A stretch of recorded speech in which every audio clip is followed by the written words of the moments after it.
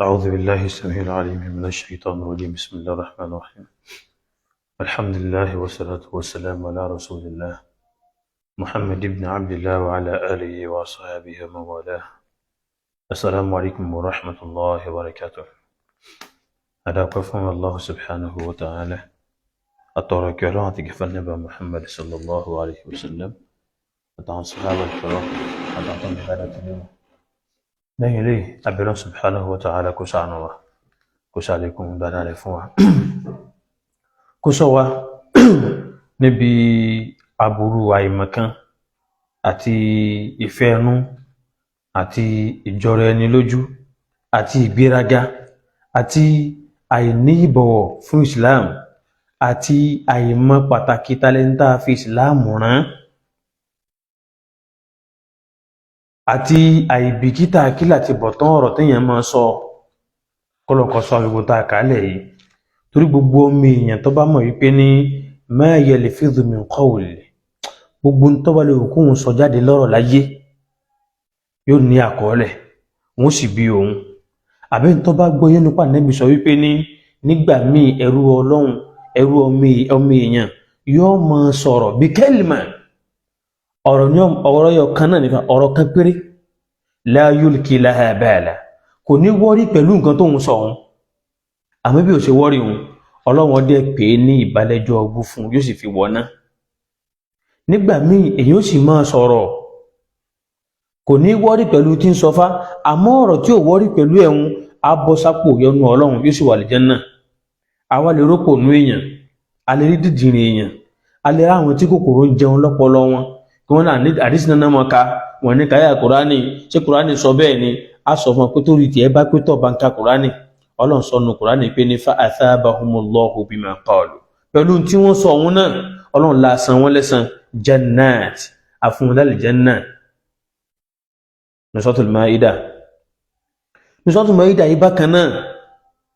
Ọlọ́run ní ghullat aydihim wàlúìnú bímọ kọlù Ọlọ́run ní wàlúìnú bímọ kọlù aṣẹ́bílé wọn pẹ̀lú tí wọ́n sọ so téèyàn bá mọ pàtàkì ọ̀rọ̀ tó ń sọ yóò mọ̀ sọ́ra tó bá sì máa ti bọ̀ tán rẹ̀ níwájú Allah yóò mọ̀ sọ́ra láti máa sọ̀rọ̀ tó bá wá mọ́tàlá Ànábì Muhammad sallallahu alaihi wasallam tó mọ̀ wípé ní gbogbo tó bá lè wù kúkú fóun nú àpọ́nlé àbínú tó rò kó bí yóò jẹ́ láwùjọ mùsùlùmí òun tó bá lè mọ̀ wípé ní dáwà nẹ́bì náà ló jogún ẹ̀ fóun ìmà nẹ́bì náà nẹ́bí fóun náà jẹ́ nǹkan kan àbóun náà dá nǹkan kan àbóun náà nímà kan kò ní yẹ̀yà nẹ́bì wọn sallallahu alaihi wasallam ọ̀gbọ́ so tí yẹn bá ń dán wèrè wò tó sì bá ń gun ẹṣin ayọ̀ lágbárí rẹ̀ tí àwọn ṣayatin tán bá dá patí tán sàríyánú ọpọlọ ẹ̀ ẹ sọ fún kọmọ gbọdọ̀ Ànábì Muhammad sallallahu alaihi wasallam tó bá gbé débẹ̀ wallahi orí ibú tí ó kàn látàyé ní ó ti bẹ̀rẹ̀ eré yìí ṣe pé wọ́n ṣépè fún yàn ọmọ Muhammad tó ṣe wípé ní sallallahu alaihi wasallam Ọlọ́run àmọ̀dúpẹ́ fún ọ Ọlọ́run àmọ̀dúpẹ́ lọ́wọ́ rẹ o àmọ́ tá a bá ti báwùjọ débi àwọn orígun báyìí kí lórígun kíní orígun tó ṣe wípé ní ṣe bí lágbájá ń gbèjà wa náà ni gbogbo tó bá wí ẹ mójúkó ń bẹ kódà ẹgbẹ sáyé pàtàkì ẹ pè é ní nǹkan kan ní tó kó bá ọ̀gbẹ́ni tó sọ̀rọ̀ burúkú yìí nù ni torí èèyàn mélòó ló ká kún tẹ́lẹ̀tẹ́lẹ̀ ohun mélòó ló dá mọ́ àmọ́jọ́ tó di wípé ní òun náà ń sọrú nǹkan tí ìkànnà àwọn àgbàlagbà fáńlẹ̀ Yorùbá ń bí yín sọ wọ́n invite ẹ̀ wọ́n pè sáyé tébù subhanallah ààyè tó ṣe pé ààyè ọwọ́ nílànà ààyè àpọ́nlé ààyè mímọ́ ẹ wá ń pe olódo ẹni tí ò lè ẹni tó pé ní tábà ní pé orúkọ rẹ̀ tó ń jẹ́ yìí gan kí ni túmọ̀ tó so mọ́ kí ní ìpìlẹ̀ ibi tó ti wáyé ọmọ owó ilẹ̀ ni kò ní mọ̀ àwọn invite sórí àga òun náà wá ń sọ̀rọ̀ síwátù mọ̀ṣẹ́ ìdàbí sọ́tù kí ló pé jọ̀hún gbogbo àwọn ìgbésẹ̀ tí ó mọ tójú ti ìmẹ̀sìn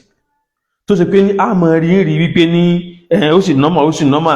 tí padà máa mọ yíwọ́ báyìí ó yẹ kí ẹ mọ̀ lákìísí rẹ̀ ilẹ̀ wa yìí àwọn nǹkan tí mo ń bá yẹn ló jẹ́ pọ̀ ń bẹ gan lọ́kọ̀ ṣàánú wa ni tí ò bá wá rí bẹ́ẹ̀ irú eléyìí lọ́nà àmọ́ sọ̀rọ̀ ẹ̀sìn tí ẹ bá ṣe pé nǹkan dàpọ̀ mọ́ra ara wọn tọ́rọ̀ wá fọ́jú pọ̀ ẹlòmíì tán bá kàn rí pé ní ṣéwọ náà sọ̀rọ̀ ẹ̀kan lọ wá bàtà pé ẹ lọ wá bàtà ẹ máa kó ogun wọn ọkàn sí pé ní tíyẹn bá fi bàtà lù wọn gan bígbà tíyẹn ṣàbò sí bàtà ni ìpè ṣé ó àwọn dìdìrín báyìí lè kó bàtà bò tí bàtà ọmọ sọ fún yẹn pé ní ẹ sì wá yẹ̀yẹ́ ẹ̀hún ẹ̀wá rẹ̀ ni ẹ̀wá rẹ̀ yẹn kóhun bò mọ́ àfi dìdìrín èèyàn báyìí ọ̀gbọ́sẹ́ alẹ́ lòmíì dìdìrín ara rẹ̀ wèrè rẹ̀ níbi tí ò ṣe é wò níbi tí ìwà bùtùlù rẹ̀ bá dé níbi tí ò gbọdọ̀ jẹ́ ní ìkàkùn láwùjọ dé téèyàn bá ní pé bàtà yìí lọ́yẹ̀yẹ́ kó bàtà yìí bò ó inú bàtà ó sì máa bàjẹ́ tí bàtà bá lè sọ̀rọ̀ pé ní ẹ sì wá bà tòun jẹ́ ẹ wá ń fòun lu lágbájá irú àwọn èèyàn bẹ́ẹ̀ ni irú àwọn báyìí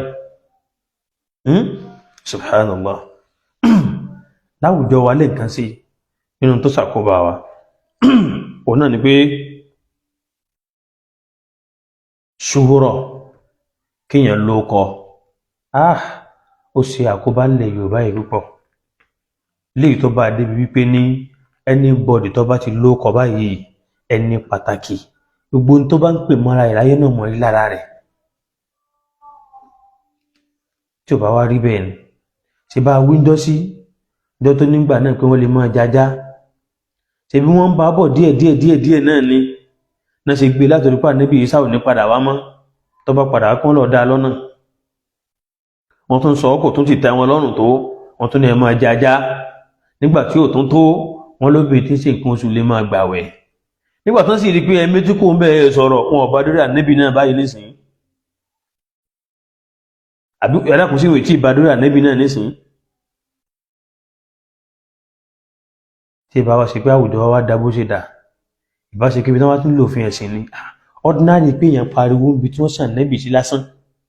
kìí ṣe lásán fa kákan fojú owó ṣe ìtẹ́lẹ̀ ìsọ náà tóun dá yìí ni Umaru sọ fún wọn jọ́nà wípé ní tí ìbá sọ láàpẹ́ ìwé sọmọ gbòòrò Mọ̀dínà ni ọmọ bá ní kí wọ́n lù wọ́n lùkulù kẹ́nìkan wá sọ ọ̀rọ̀ burúkú jáde kọ́mọ wà rí ibi sọ sí mọ́ kó sípà nẹ́bì lọ́sọ̀ sallallahu alaihi wasallam gbogbo àwọn karambà nìkan ní ẹtí kọ́ parí ọ̀rọ̀ rẹ̀ náà ẹtí ìmọ̀ tó fẹ́ sọ sí ǹjẹ́ wọ́n lè sọ fún wọ́n wípé ní àfáàrẹ̀ ń ṣé wọ́n lè sọ fún pé àfáàrẹ̀ ọmọ Kùránì ìpè kìnnìkan bẹnu Kùránì tí ó mọ̀ kẹ́ mọ́ fàrígà kẹ́ mọ́ dáwọ́ alálẹ̀ èyí ṣe tó ṣe pé ní ìjọ tán bá bú àwọn àfáà tí ilẹ̀ mọ́ ya wèrè sí gbòòrò lẹ́wàá jáde lẹ́wàá túyáyà gbígbà lèkélèké bá ń rìn lọ́wọ́ ọ̀rọ̀lẹ́ tẹ́wàá tú jáde tẹ́fọn pẹ̀rẹ̀ rẹ̀ síta gbà tán bá lọ gbá oyin tí wọ́n lọ túlé oyin ká ẹwà jáde ẹ máa wá sọ̀rọ̀ lórí àwọn àfáà yín tán bá bú sàhábà nẹ́bì kò sí tọ́kàn yín bẹ́yàn sọ̀rọ̀ ẹ̀sìn ẹ bá rí bí rọ́ sí tán bá tún bú ànẹ́bì náà ẹ tún wo nǹkan tẹ̀ tó gbàdá sọ jáde lẹ́nu ya subhanallah ẹ dákun ṣe ìsìlámù náà lẹ́yìn sí pé ń ṣe báyìí àbí nítorí pé ní ẹ̀yin náà níbi àwọn kùdíẹ̀ kàtó ká àwọn ibi tó kùdíẹ̀ ká tó tẹ̀yin náà wà tẹ́ ẹ fẹ́ kó ṣe pé ní tẹ́ ẹ bá ti gbó lágbájá yóò bú ẹ̀yin náà ẹ jẹ́ ti yín ọmọ bó ṣe mọ̀ òun ẹ mọ̀ jẹ́ kiri ibú àwọn eléyìí tó mọ̀ pọ̀ láwùjọ ẹ̀rù ibi tó dá sí báyìí ni kírísítẹ́nì náà wá jáde wá gbàbẹ̀ wọlé ó lóun ò ní sọ̀rọ̀ o àwọn náà ní kó mọ̀ sọ fúnra wọn pé Muhammad wọn ọmọ nǹkan kan wọlé a'yadhu billah ya ayyuhal ummiyu hasbuka rutbatan fil ilmi andanati bikali ulama'u ìtàn sọ lọ́wọ́lọ́wọ́ yìí kódà ọ̀rọ̀ tí èso ní súnnà nìkan lọ́kàn náà lọ́wọ́ ńlẹ̀ yìí onísúfí ló sì máa ń pariwo hakíkọ̀ Muhammadiyya tó wọ́n kálukú náà sọ yẹ kí wọ́n dákẹ́ báyìí ká má sọ̀rọ̀ èèyàn làwọn nífẹ̀ẹ́ ànẹ́bì ìfẹ́ ànẹ́bì ní ṣéwù kìnnìkan ní ìfẹ́ ànẹ́bì ṣéwù kìnnìkan ní ìfẹ́ ànẹ́bì làwọn pariwo ànẹ́bì làwọn fi mọ Ọlọ́hun ànẹ́bì tẹ́ fi mọ Ọlọ́hun náà wọ́n ní kọ́ mọ nǹkan kan yìí wọ́n ní díẹ̀ lọ́mọ nínú Kùránì kọ̀ mọ Kùránì tán ya subhanallah ẹ̀ sì dákẹ́ ń wòran wallahi àánú tí ń bẹ lọ́wọ́ kálukú yín pọ̀ ju tá ń correct yín sí lọ àṣírí bí ó sì mọ tú díẹ̀ díẹ̀ náà ni ilé iná tó tú díẹ̀ náà àṣírí yín fún wa náà ni àmọ́ o ẹjẹ́ mi ò fi kún o idha lam yakun ala wajhi al-ardi alimun illa hadha ar-rajul sórí tá a bá wo gbogbo olè ayé látòkè délẹ̀ tá a bá rí pé ní kọ̀ wá sẹ́nì kankan tí wọ́n mọ̀ pé lónìí mọ̀mọ́ àfi kí ní káràmbá ní burúkú yìí falaysa yuridu Allahu bin-nasi illa sharra. Èmi ò rò pé Ọlọ́run fẹ́ dáadáa fáwọn tó bá kù tó bá ti pé ní irú karambà ní ìlú bá kù lóní mímọ̀ láwùjọ. Èmi ò rò pé Ọlọ́run fẹ́ dáadáa fáwọn tó kù lórí ilẹ̀ ńgbà wọn. A máa dúpẹ́ fọ́lọ́run tí ò jẹ́ kó sí pé rẹ̀ ní ó mọ̀ kù lóhun nìkan wal-'iyadhu billah. Kìíní kan tí ó pé ní in tí ò yé nú ẹ̀sìn sọ́tí ẹ̀mọ̀ nǹkan nú ẹ̀sìn ṣá wà láìkọ̀ ìkẹ́kùn òye tí bá jẹ́ pé nǹkan ti dàpọ̀ mọ́ra wọn bá jẹ́ pé nǹkan dàpọ̀ mọ́ra wọn àwọn invite ilé ìsága ẹ̀ ń pè sága Sheikh Adam rahimahullah gbogbo wàhálà tí a bá wọn fẹ́ bu ayé wọn ṣe ariwo mọ̀ tí wọ́n pariwo fáá títí gbélé ìsàlẹ̀ ìfẹ́lẹ́jà lè fàdínú àdáyìí fi hayati innama al-jahlu dalalun wa zimamu al-muhlikati. Ṣé ká dámọ̀ pariwo mọ̀ wọ́n sì wá kó ń bẹ̀ tán ẹ̀wọ́n lọ invite àìmọ̀ kan sórí ààyè wọn bẹ̀ wọn náà. Innama al-jahlu dalalun bàbá dámọ̀ ní pé ní àìmọ̀ kan tẹ́ rí ìyá nu ní wazimamul muhlikati ìjánu nǹkan tí ma ń pa nírun ní laysa li fil jahli fadlun kò sí ọlá kankan fún mi lára ìmọ̀kan adda'ihi fi hayati tí wọ́n mọ̀ kílímù ẹnu ayé mi àìmọ̀kan náà fi ń ṣe ọmọ ogun lára báyìí nísìnyí ẹ̀wọ́n tó padà wá dá sí ẹ̀wá dákẹ́ ẹ̀ ń wò rẹ̀ ẹ̀ lè sọ̀rọ̀ ya subhanallah ẹ̀rí pé ní eléyìí ń tẹ̀ tán bá ní pé ẹ̀yà dìde rìn ó ya òpònú kò nírònú oríire ò pé olódo aláìgbọràn bí ewúrẹ́ gbogbo àwọn ìdọ̀tí ló kójọ sí ilá illa al-ilmu wal-aql ìmọ̀ nìkan àti làákàyè ní òsì lára rẹ̀ gbogbo nǹkan ebú gbogbo nǹkan àbàjẹ́ tẹ́lẹ̀ pé anú rẹ̀ àìmọ̀kan rẹ̀ ìfẹ́ ẹnu rẹ̀ ìrújú rẹ̀ àdádálẹ̀ rẹ̀ gbogbo ìbàjẹ́ òun pátápátá ló pé sí ilá illa al-ilmu wal-aql ìmọ̀ àti làákàyè nìkan ní òsì lára rẹ̀ ibi tó kọ́ ti ẹ̀rọ sínú ni jami'u alladhi jama'a kulla shay'in illa al-ilma wal-aql jami'u tó ṣe wípé ní gbogbo ìdọ̀tí jama'a kulla al-khaba'ith gbogbo ìdọ̀tí pátápátá ló kójọ ó gbìyànjú orí ìsàjọ àmọ́ ìmọ̀ àti làákàyè 0.0 ni kí ìwà mọ̀ sọ pé ànábì mọ̀ túnmọ̀ pà ànábì àwọn kìnnìkan bẹnu Kùránì tà ànábì ọmọ ni ìtumọ̀ rẹ̀ ni pé ní Ọlọ́run sì rí pé ní ẹni tóun fẹ́ ránṣẹ́ yìí àìmọ̀ kan bẹ lára rẹ̀ kò mọ̀ Kùránì tó Ọlọ́run sì rán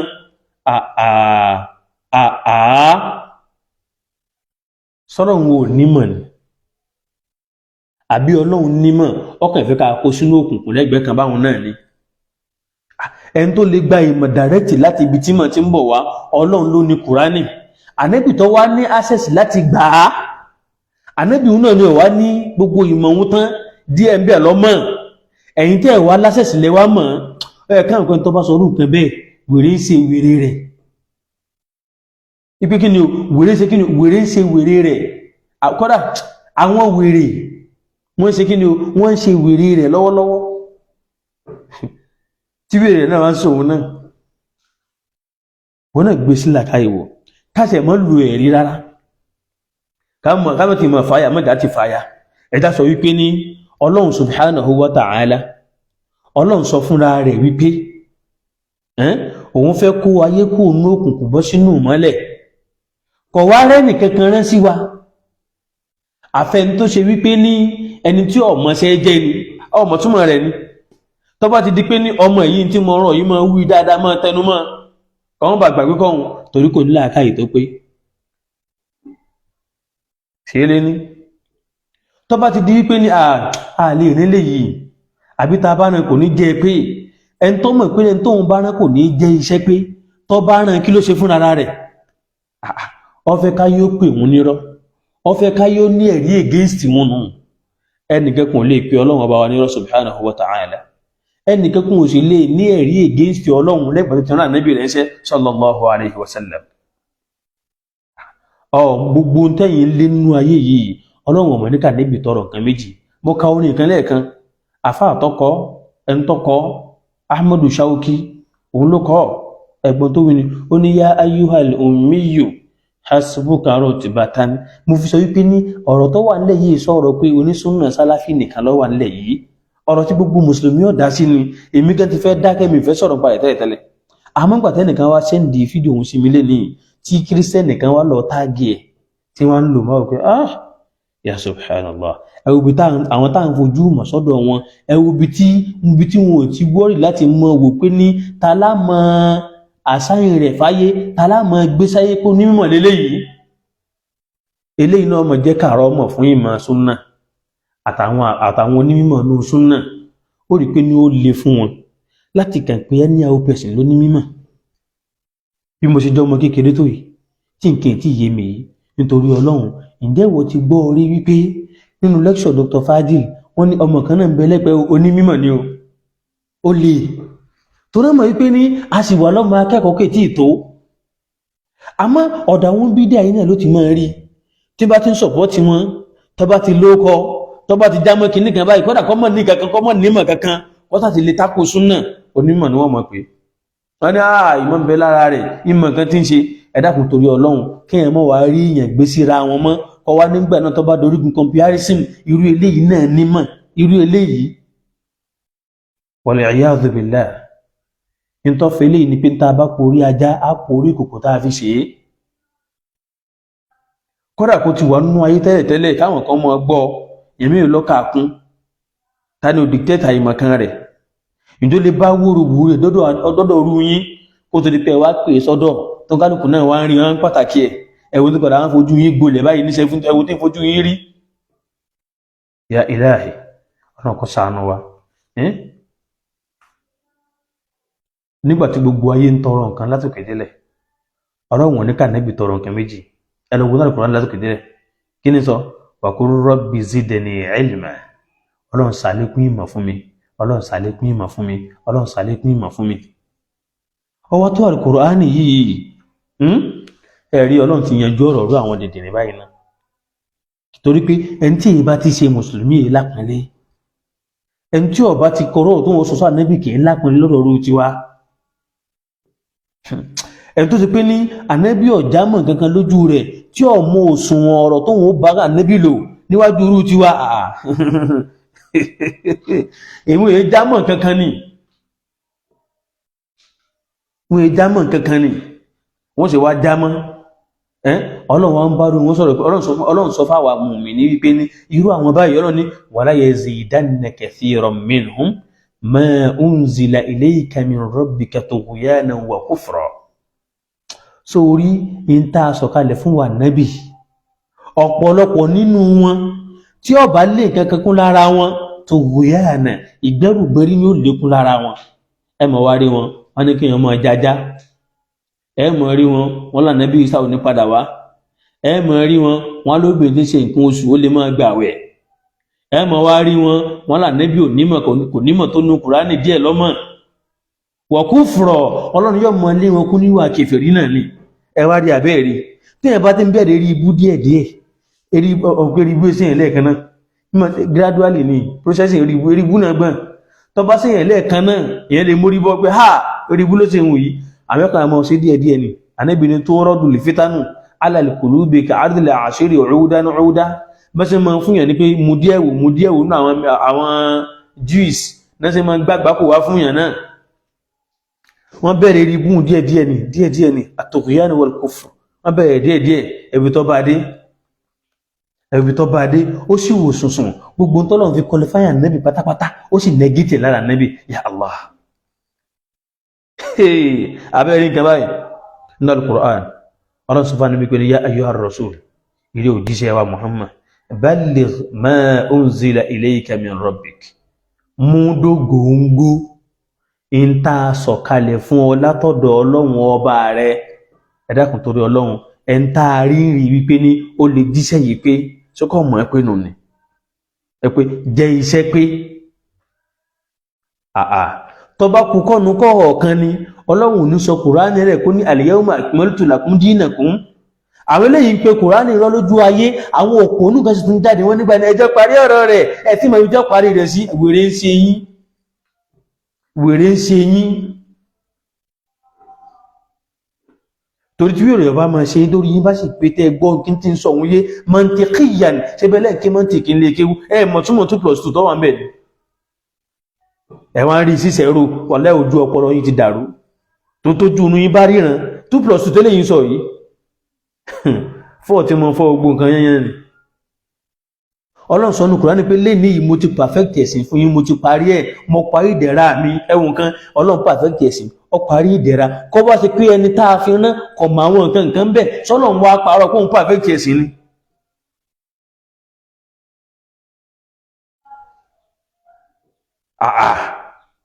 ẹja pé sílẹ̀ àká ìwò Ọlọ́run ní yá ayyuha ar-rasul ìrẹ́ òjíṣẹ́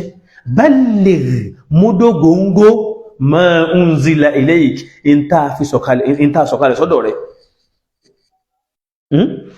iṣẹ́ yóò gbé lọ fún wọn pé ní kìíní ti pé sọ́dọ̀ rẹ̀ nù ní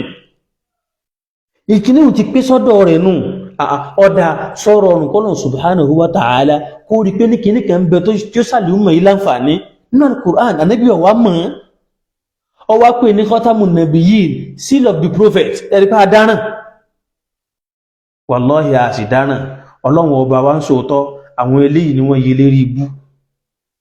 àwọn ni wọ́n ya ọ̀tọ̀ Ọlọ́run kọ́lọ̀n kọ́ dáhùn padà sínú Islam pẹ̀lú rọrùn tọ́lọ̀n bá ní dáadáa tọ́lọ̀n bá fẹ́ dáadáa fún wọn. Ya subhanallah nínú al-Qur'an ní suratul Nahl Ọlọ́run sọ bẹ́ẹ̀ pé ní wa anzalna ilayka dhikra litubayyina linnasi ma nuzzila ilayhim sẹ́ẹ̀mù kó Yorùbá mọ́ sọ̀rọ̀ kan wọ́n ní ọwọ́ ní máa síwájú ijó bẹ́ẹ̀ ni àwọn tí wọ́n ń sọ tipẹ́tipẹ́ wípé ní ànábì ò lè lófin tí ó ṣe ànábì ò lè pàṣẹ ní ìsìláàmù yìí àwọn náà sílẹ̀kùn eré ibú yìí lẹ̀ fáwọn eléyìí tá a bá ń sọ fún yẹn pé ní ibi làákàyè òsì yín pè yín lọ yìí kò sí mọ̀nà ń bẹ́ẹ̀ wọn ò ní gbọ́ wọ́n sáfẹ́ káyọ̀ rí páwọn náà lè sọ tuntun àbí kìíní kan yé àwọn tí ò yá àwọn aṣíwájú ni wallahi tí kìíní kan bá yé ẹnìkankan náà ló mọ̀ yìí nínú kan táwọn àwọn aṣíwájú ò tí ì sọ orú rẹ̀ tí wọn ò sì sí lórí gun bẹ̀ wallahi tó yẹ ẹni wọn eré ibú ni eré ibú gidigidi ẹ̀rẹ́ yìí tó yá mọ́dá Tìjání tó lóun pàdé ànẹ́bì lójú àlá àti lójú ayé fètètè ẹ wò lẹ̀kùn eré ibú tó sílẹ̀ ó sì débi pé ní àbábàrà mọ̀ káwọ́lá àwọn náà tó sọ eré ibú tí wọn náà lọ gbogbo ẹni tó fẹ́ kílèmù ìmọ̀ kan tànàbí ọmọ tí sàhábà ọmọ nínú ìsìláàmù yìí wallahi orí ibú ní mọ̀ náà ọ̀rọ̀ mi tó bá lè létí rẹ̀ tó fà tó fi lè ní pé ní àwọn ọmọ tàn sọ lọ́wọ́lọ́wọ́ ni wọ́n ń bú Ọlọ́run wọ́n bú ànábì ni indirectly wọ́n fi ń bú Ọlọ́run wọ́n sì ń bú ànábì directly kí ló kù sọ tó kù fún mi kí n gbọ́ amẹ́nìkan ò lè máa bú Ọlọ́run kò lè máa bú ànábì rẹ̀ àfi kèfèrí ẹ̀dàkùn kí lè yíò sọ wá mú al-Qur'an ìṣeré ni Ọlọ́run ní wa Muhammad anzalna ilayka dhikra a sọ zikiru kalẹ̀ fún ọ litubayyina linnas kó lè máa ṣàlàyé fún gbogbo èèyàn alifu wà láàmú bẹ́ lísìtì gírọ́kì lè jíǹsì ní gbogbo ẹ̀dá pátápátá ìjẹ́ jíù ìjẹ́ kìrìsìtẹ́nì gbogbo ká máa sọ mùsùlùmí gbogbo èèyàn pátápátá lọ́lọ́run ní kànábì máa ṣàlàyé Kùránì tá sọ kalẹ̀ fún wa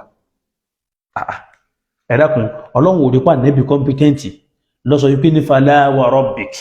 láìláì mọ̀ fọlọ́run ọba rẹ̀ ẹgbọ́ Ọlọ́run tún fi ra rẹ̀ búra fà nẹ́bì ipé la yu'minun wọn nígbàgbọ́ kèfèrí ni wọ́n hatta yuhakkimuka fima shajara baynahum tí wọ́n fi kò wà nẹ́bì wá dájọ́ tí ń ṣẹlẹ̀ láàrin wa yìí Allahu akbar Ọlọ́run tó sọ pé sama'una lil-kadhbi sọ́rọ̀ àwọn Yẹ̀húdí elétí ìgbọ́rọ̀ ni wọ́n akaluna lis-suht àjẹbàjẹ́ ni wọ́n fa in ja'uka tán bá wá báwọ̀ Muhammad fahkum baynahum dájọ́ láàrin wọn ẹgbọ́ Ọlọ́run tún yà níbi ló ń dájọ́ láàrin àwọn Jíù láàrin àwọn kìrìsìtẹ́nì náà ẹwà nígbà náà ti Islam orí òye wallahi nǹkan kọlù yìí nǹkan kọlù yìí gidigidi Ọlọ́run sọ fún àwọn ní wa anzalna ilayka al-kitab àwa sọ tírà kalẹ̀ fún wa nábì tírà tá a wí yìí musaddiqan lima bayna yadayhi gbogbo tó bá ń wájú tó wà níwájú rẹ̀ tó bá ń lẹ̀ gbogbo ènìyàn mọ̀ pé lóòótọ́ wa muhaiminan alayhi ọwọ́ arójú rẹ̀yìn gbogbo ẹ̀ Ọlọ́run sọ fún àwọn pé ní ìta sọ̀kalẹ̀ fún òun náà ni ọmọ fi dájọ́ fún ẹ dákun torí Ọlọ́run kan gbèwé lọ́ọ̀ fún yàn báyìí lódì pé máa fi dájọ́ kọ́ wá sí pé tó wà bẹ́ẹ̀ kò yé tán sọ̀rọ̀ ọ̀rùn bẹ́ẹ̀ ni sọ̀rọ̀ ọ̀rùn bẹ́ẹ̀ ni nusratun nahl lẹ́ǹkan sí ọlọ́ni wa ma anzalna alayka alkitab a sọ kùránì kalẹ̀ fún wa Muhammad illa litubayyina lahum àfi kó lè máa ṣàlàyé fún wọn ẹgbọ́ illa àfi kò sí iṣẹ́ méjì tọ́lọ̀ torí ẹ̀ sọ kùránì kalẹ̀ Allahu akbar tọ́lọ̀ sọ kùránì fún anábì ọlọ́run wá ní a sọ kùránì yìí kalẹ̀ fún ọ illa àfi litubayyina linnas kó lè máa ṣàlàyé fáwọn èèyàn litubayyina lahum alladhi ikhtalafu fihi ìtàn sì yà pẹ̀lú bẹ̀nu tí ò yé wọn ẹ̀wọ̀n kan ò ìtàn nígbà náà wọ́n lè gbọ́ yénu ànábì nìkan ló ṣàlàyé wallahi alazim ànábì ló ṣàlàyé níbi táì mọ̀ kan sún wọ́dé nù ni àti wá àtàwọn tán bá dán sọ nígbà náà ò tí ì parí ọ̀rọ̀ rẹ ni àtàwọn tán bá nígbà ní bóyá ìmọ̀ sáyẹ́ǹsì modern science ní sọ gbogbo ẹ̀ pátápátá ànábì ti sọ sallallahu alaihi ẹnì kan gbọ́kùnrin ní yóò ànábì sallallahu alaihi wasallam gbogbo tó wá nígbà ní bóyá àwọn ìmọ̀ ìsìmáíyà àwọn ẹbí àìmọ̀ social study zoology kìnnìkan astronomy iná ní sọ wallahi ò ní tí kùránì bá ti mẹ́nubà kọ̀dẹ̀ símọ̀ náà nú ayé tí kùránì ò mẹ́nubà bó ṣe pé díẹ̀díẹ̀ náà ni lọ́wọ́ àdísìwò yọ sàlàyé ní ìfọ̀síwẹ́wẹ́ ni ìntẹ́ ẹ̀fẹ́ gbà tipẹ́tipẹ́ náà nù ni kálẹ̀ bá fẹ́ gbà ní àbíkọ̀dà àwọn tó ti lọ lájídẹ́ǹtì ibùn ọba lọ gbà á lọ́dọ̀ wọn ni eré ibú tó sí ọ yìí kò ní sí ọ orí ibú náà torí nǹkan báyìí kò sórí eré ń bẹ̀.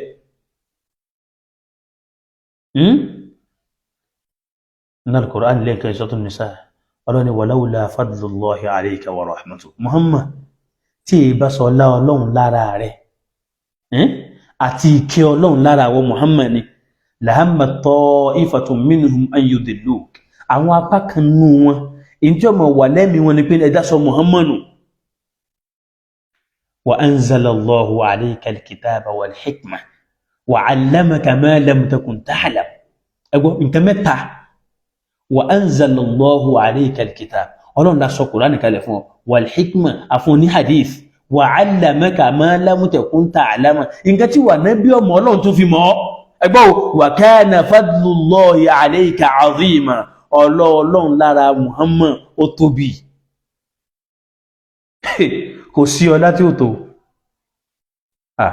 sallallahu alayhi wa sallam sallallahu alayhi wa sallam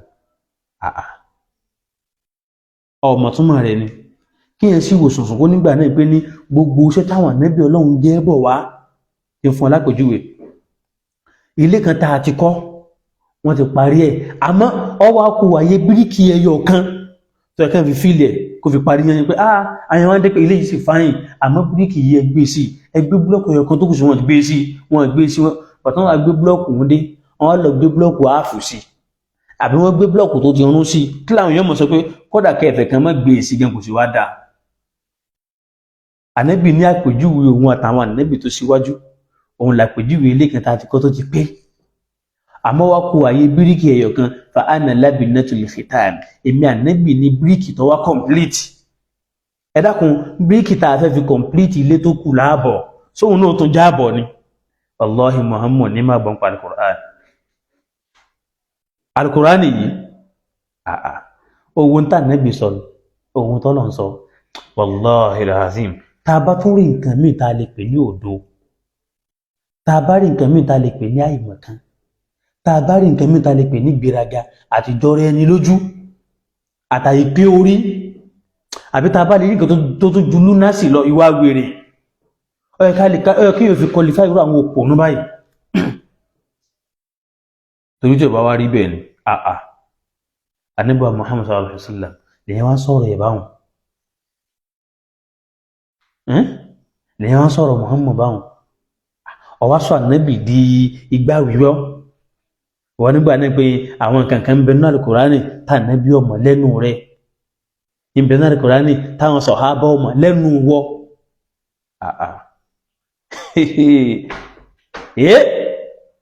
àwọn kankan ń bẹ nínú Al-Qur'ani táwọn àyímọ̀ mẹ́rẹ̀ẹ̀rin ọmọ àmọ́ wọ́n mọ̀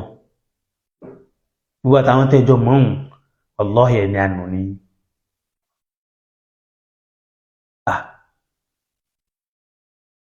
Imam Malik rahimahullah àbí kí lókọ rẹ̀ ń jẹ́ sí ìmámù kí lókọ rẹ̀ ń jẹ́ ni Ibn Sirin ó ní ma lam yakun dinan ntí ìbá tí í ṣe ẹ̀sìn lọ́dọ̀ àwọn sàhábà tán bá Nábì jagun Badr falan yakuna al-yawma dina láíláí kò lè dè ní ọmọ jẹ́sìn. Èmi wá challenge ẹ̀ àti gbogbo àwọn táwọn náà ń gbèjà rẹ̀ àti gbogbo àwọn táwọn náà ń gbọ́rú ọ̀rọ̀ rẹ̀ tí wọ́n sì ń gbà pọ̀rọ̀ lọ sọ wípé ní à ń retí lọ́wọ́ yín kírú ọ̀pọ̀lọpọ̀ yín tẹ́ ẹ bá gbàgbọ́ kó lè rí bẹ́ẹ̀ lóòótọ́ kẹ́lẹ́ bá di mùsùlùmí àtọ̀hún náà ìntẹ́ ẹ̀rọ wà nù Kùránì tà Nábì ọmọ ẹ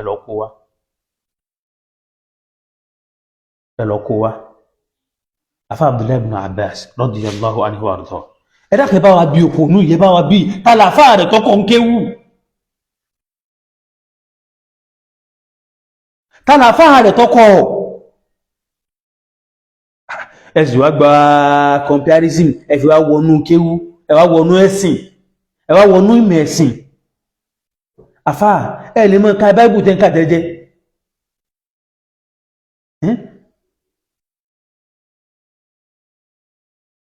ha ìmọ̀ Islam ya subhanallah ọ̀sẹ̀ wá tó wọ́n wà ní kéwú kọ́ làwọn ń sọ ìmọ̀ làwọn ń sọ kí ni kéwú kí ni mọ̀ òpònú olóṣì ọwọ́ ara yín kí ni kéwú kí ni mọ̀ afa Abdullahi ibn Abbas radiyallahu anhu warda ó là Nábì tẹ̀rí yẹn ajwadan nas Ànábì máa tọrẹ kò sẹ́ni tí tọrẹ tá Nábì o àwọn gbàtà Nábì tún wá máa tọrẹ extra òun náà nínú Ramadan hina yalqahu Jibril nígbà tá fà rẹ̀ Jibril ma wá ń pàdé rẹ̀ sallallahu alayhi wa sallam Ànábì sọ pé mò ń bọ̀ wábẹ̀ tọ́ afá rẹ̀ wà bá Ànábì wá máa ṣe sàárà lọ́pọ̀lọpọ̀ ẹ bá níbi karambà ní wípé ní tàlàfà tiẹ̀ dákọ̀ àfá rẹ̀ ká yọ gbọ́ tọba láàfá tọ́ọ̀bá ti láàfá yìí àpínlẹ́sẹ̀ ní kìí sàfá kọ́dàkọ́ lóhun tó ràkọ́ láàfá àgbẹ̀ pẹ̀lú àfá àwọn òṣòríire lára rẹ̀ àfi tó bá ti pé àfá àánú ọjáde pé eré ibú tí ń wí wọn lọ́wọ́ lẹ́sẹ̀ ń bẹ̀ wọn ọmọ ń pa kọ́tà bá rọ́ àlára rẹ̀ afábílẹ̀ ibn Abbas ní pé Jibrilu mọ́ wá ń bà Nábì nínú Ramadan fayudarisuhul Qur'an ọmọ tó mọ̀ dárọ̀ sàn ó stọ́dì fayudarisuhul Qur'an òun àtànẹ́bì wọ́n jọ mọ́ stọ́dì Qur'ani ọmọ tó mọ̀ stọ́dì lọ́wọ́ dictionary fún kẹ́lẹ́mọ̀ stọ́dì dárọ̀ sà kìí ṣe fáyọ̀ alim kìí ṣe pé ọmọ fíìmọ̀ lásán wọ́n jọ mọ́ stọ́dì rẹ̀ nígbà tó wá dọdún tànẹ́bì ó kú nínú ọdún ẹ̀ẹ̀mejì ní àfáà rẹ̀ Jibrilu padà wá tí wọ́n jọ stọ́dì Qur'ani Allahu Akbar Ànábì stọ́dì Qur'ani pẹ̀lú Jibril tó jẹ́ àfáà rẹ̀ Ọlọ́run sọ pé Jibrilu bó ṣe wà wọn ẹni ìfọkàn tó wọn Ọlọ́run ni ọwọ́ ajíṣẹ́ Ọlọ́run ẹni ìfọkàn tán fà Ànábì ní ẹ̀ẹ̀fọkàn tán mi wa ana aminu man fi sama èmi mọ̀ ní ẹni tó wà sánmọ̀ fọkàn tán tó gbéṣẹ́ mìíràn yìí àbí tó gbéṣẹ́ iṣẹ́ tó ẹkú sí láǹfààní tó pé mi ló gbé ẹran Ọlọ́run gbogbo ayé látòkè délẹ̀ ọwọ́ aró ló sì karambà ní wèrè ọwọ́ ara tiẹ̀ kọ̀ wá pé ọkọ̀ wa ránlù kọ́kọ́ rán sálù mọ̀ ọmọ pé ní òsì ara rẹ̀ kọ̀nù ni Ọlọ́run ọ̀yàn fá títí kọjọ́ tẹ̀lé àwọn sẹ́ńtúrì mẹ́tẹ̀ẹ̀ta bèlè tó pẹ̀lú kanú sẹ́ńtúrì ń bèlè tó pẹ̀lú sọ̀hábà Nábì bèlè tọ́wàjá Nábì Ọlọ́run Allahu ya'lamu haythu yaj'alu risalatahu Ọlọ́run ló mọ̀ bí tóun máa ń gbé mẹ́sẹ̀jì òun sí tó bá wá gbé sára Muhammad wallahi ẹnìkankan ní wọ́tí ẹnu ayé ni wallahi ẹnìkankan sí wọ́tí ẹnu tó bá wá láwọn sọ̀hábà Nábì lòun yàn fún wallahi kò sí pẹ̀rin gbá babalábá bẹ́ẹ̀ ní kẹ́kọ́ tó lè tó wọn tó bá láwọn tábì ìhun ní kí wọ́n tẹ̀lé àwọn sọ̀hábà Nábì wallahi kò sí ẹnì kẹ́kọ́ tó lè wọ́tí ìmọ̀ wọn àti ìpáyọ̀ Ọlọ́run torí pé ní ìṣẹ̀mí ayé Ànábì síkù láwùjọ wọn ìwọ tó ṣe wípé ní náílọ̀nù ọ̀sànṣẹ́ rẹ̀ náílọ̀nù ọ̀dájú ọlọ́nú ayé ọmọ tó mọ̀ gbà lérò téèyàn bá lọ rẹ̀ já lọ́jà wọ́n fi náílọ̀nù kó tó bá lọ ra omi wọ́n fi náílọ̀nù kó tó bá rẹran yóò fi náílọ̀nù kó, tó bá ra nǹkan ọbẹ̀ yóò fi náílọ̀nù kó, tó bá wá délé náílọ̀nù gan ní ọkọ̀ jùnù, so náílọ̀nù tí wọ́n jùnù wà láwọ̀ sàn sí rẹ̀. ọ̀rọ̀ burúkú ló yẹ kí yóò sọ fún ẹni tó fẹ́ yẹ lérí ibú, ike má yẹ lérí ibú. bàbá sì wá lọ́ọ̀yà náà má yà dọ́dọ̀ ànábì Muhammad sallallahu alayhi wa sallam ọmọ tún rẹ̀ ni má sì dọ́dọ̀ àwọn sàhábà ànábì ridwanullahi alayhim. ọlọ́ni taraktukum ànábì ní taraktukum ala mithlil bayda wa fi riwaya taraktukum ala al-mahajjati al-bayda. èmi ànábì gbà tí wọ́n fi yín lẹ̀ mo fi yín lẹ̀ sójú ìlànà tó ṣe wípé ní ó funfun ní kín. ẹni tó rin ọ̀nà láti bẹ̀rẹ̀ dé parí, àbí ẹni tí ó rìn láti bẹ̀rẹ̀ dé parí tó wá sọ fún wa wípé ní gbogbo ẹ̀ kò sí kọ̀rọ̀ ń bẹ̀ òfunfun ní kín, sí kọ̀ mọ́ ń pa rẹ̀ nú ni. ànábì lójú ọ̀nà tó funfun kín lòun fi wálẹ̀ sí layluha wa naharuha sawa, àtọ̀sán àtòru ẹ̀ déédéé ni kò jura wọn lọ, kò sí òru kankan bẹ́ẹ̀, ọ̀sán ni gbogbo ẹ̀. níta ànábì fi wálẹ̀ nínú ni ẹni tó wá fi wálẹ̀ lórí ojú ọ̀nà tí ò lóru ṣé kò wá mọ́ ń pa rẹ̀ ni. àwọn sàhábà ànábì ti parí, wọ́n ti parí èsì, wọ́n ti parí ọ̀rọ̀ kalẹ̀. ọlọ́run bá ní kí ànábì Muhammad fa ọlọ́run bọ́ ànábì nímẹ̀ púpọ̀ nínú hajjatul wada. èyí táwọn sàhábà sọ làwa náà wá ń sọ. ànábì ní tó ẹ̀yin èèyàn, àwọn sàhábà ní báyìí wọn ayé ọ̀padà mọ́ bí i léèrè pé tàlẹ́ mi Muhammad pé kí bóò ni mo ti jẹ́. wọ́n ní ànábì ní kí ilẹ̀ sọ fún wọn. wọ́n làwọn sọ pé ní balagt ṣíṣe ọlọ́run ó mú un dógóńgó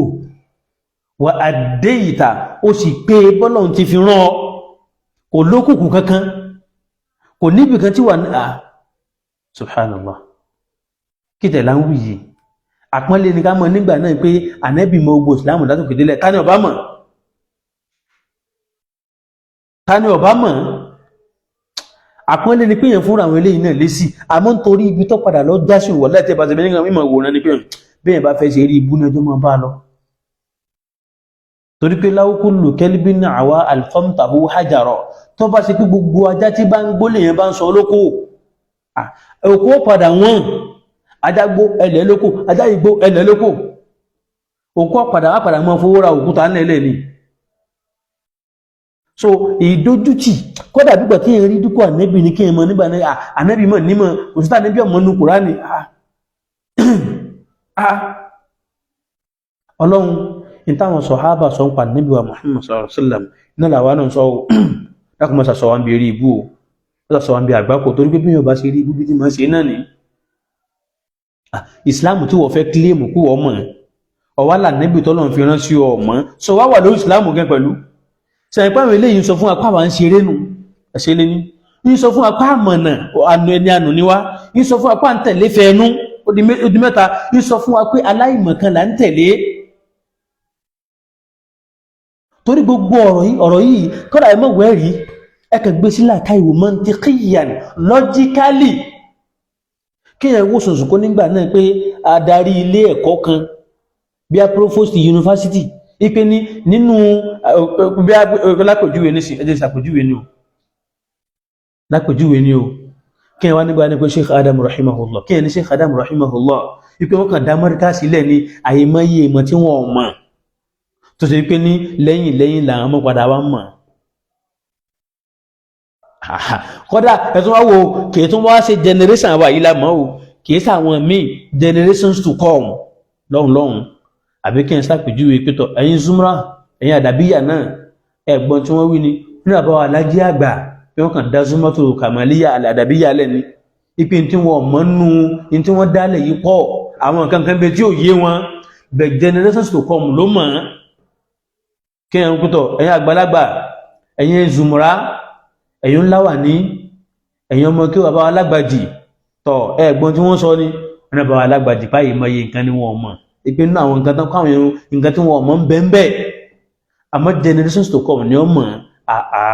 àtúnláwà ní ńlá tí ó mọ̀ ṣépè tí ó mọ̀ láàánú èèyàn gbogbo náà wọ́n jáde tó bá wá dórí ọ̀rọ̀ ànábì wọn kárúkọ wà dákẹ́ wọn àfọwọ́ lẹ́rán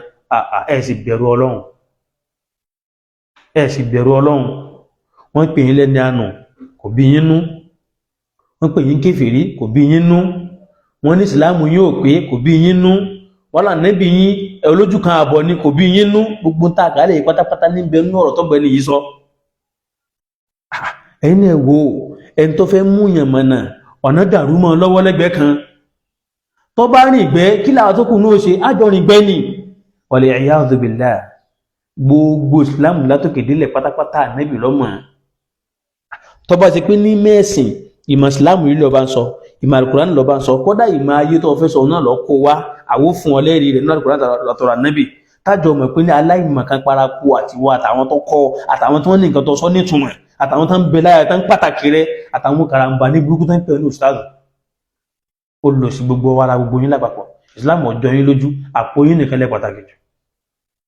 á jẹ́ àmọ́ olùsílẹ̀gàn bá káàkiri tẹ́ ẹ bá ti rí jẹ gbogbo làkàyìn ti lọ gbogbo inú Ọlọ́run ni ẹ bẹ̀rù Ọlọ́run wallahi ẹ ní ìtìjú fún Ànábì wallahi ẹ ní àpọ́nlé fún ẹ kàn pariwo Ànábì lásán sallallahu alayhi wa sallam ustadul ustadin ustadul azatiza gbogbo tó bá jẹ́ ní mọ̀láyé mo á parí ẹ̀ padà àfáà tí mo lọ́kọ́ ní kí mo fi bẹ̀rẹ̀ ń Ahmadu Shauki èyí mà ṣe sálàfì ó ní ya ayyuhal ummiyu ìrẹ́ kò mọ́ kọ kò mọ́ kà ìrẹ́ Ànábì ọmọ mọ̀mẹ́ hasbuka rutbatan sórí àìlèkọ àìlèkà pé wọ́n kọ́ lẹ́bàá kí ẹ̀mọ́ lè kà àbí kò lè kọ́ ọ̀hún èyí ò gan ni kò ńláńlá tó tó ẹ̀ torí ká Ànábì bá lè kọ́ ni wọ́n ní lọ kọ́pì Kùránì wà ń bì kẹ́ni kò lè kọ́ gan wọ́n sọ bẹ́ẹ̀ tó lọ́n tó kọ́ Kùránì kalẹ̀ ọwọ́ ni fil ilmi níbi ìmọ̀ àdáná ti bí kálí ulama gbogbo onímọ̀ ayé pátápátá lọ sọ̀rí ilẹ̀ báyìí fún Ànábì pé ọ̀gá lẹ́ni yìí ń bí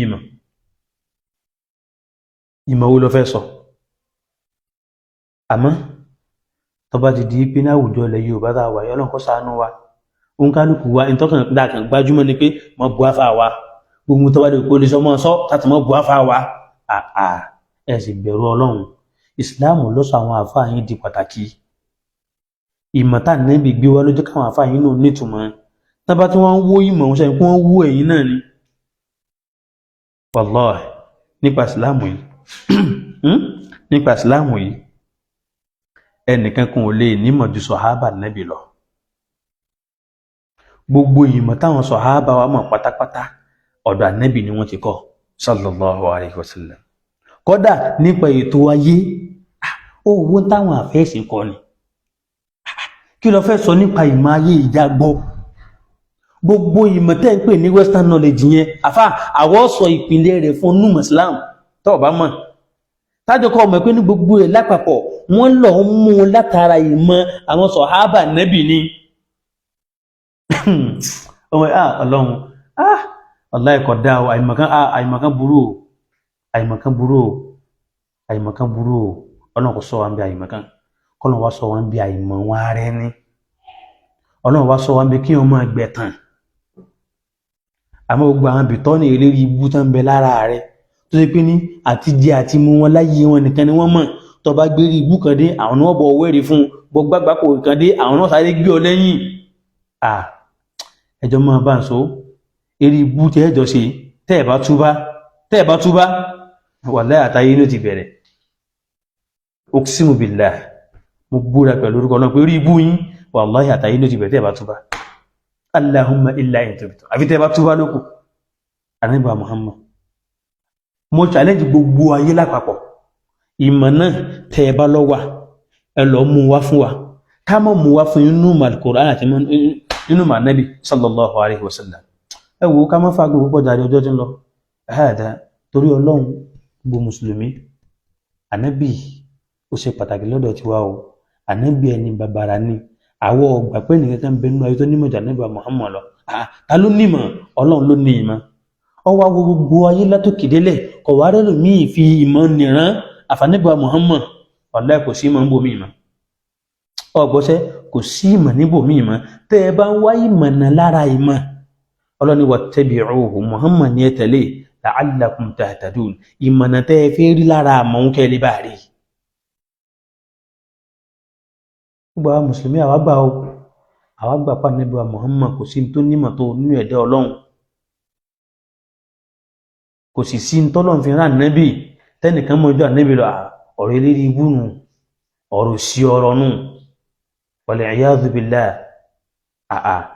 aminullahi fil ard olùfọkàn tán Ọlọ́run bá wa lórí ilẹ̀ Wallahi ọlọ́run ọba wò ní parọ́ ànábì ní ó sì ní parọ́ àwọn sàhábà ò parọ́ àwọn tábìí ò parọ́ gbogbo àwọn àfẹ́ẹ̀sìn pátápátá gbogbo wọn darí ìmọ̀sọ́dọ̀ ànábì wọn ò parọ́ ẹlòmíì tó bá sọ nǹkan míì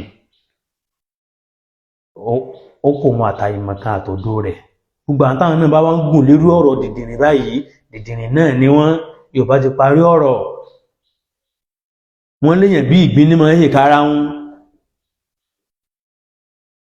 èèyàn bí wèrè òun náà ní máa ń pàdé wèrè tí wọ́n dọmọ rẹ́rìn dọmọ kí wọ́n dọmọ sára wọn èèyàn rádìradì èèyàn òfò èèyàn òṣì èèyàn tí nǹkan kan ò yé ní ọmọ pa àwọn eléyìí di nǹkan lọ́kọ́ náà wọ́n ṣàánú wa jàre hādhā wa sallallahu wa sallim ala muhammadin abdika wa rasulika wa ala alihi wa sahbihi wa man walāh